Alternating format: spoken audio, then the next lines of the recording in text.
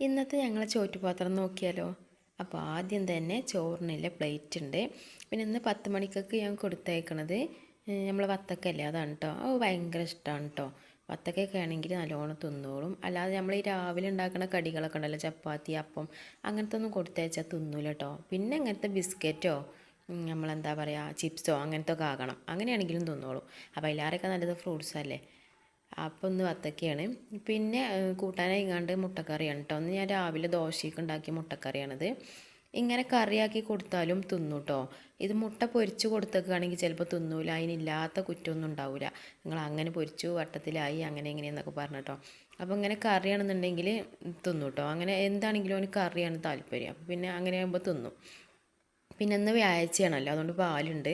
അപ്പോൾ പാലിക്കിടാനുള്ള പഞ്ചസാര ഉണ്ട് കേട്ടോ അതിന് തന്നെ. പിന്നെ ഗ്ലാസും അതിനൊരു സ്പൂണൊക്കെ ഉണ്ട് പാൽ കുടിച്ചാലത്. പിന്നെ ഒരു വെള്ളക്കുപ്പി ഉണ്ട്.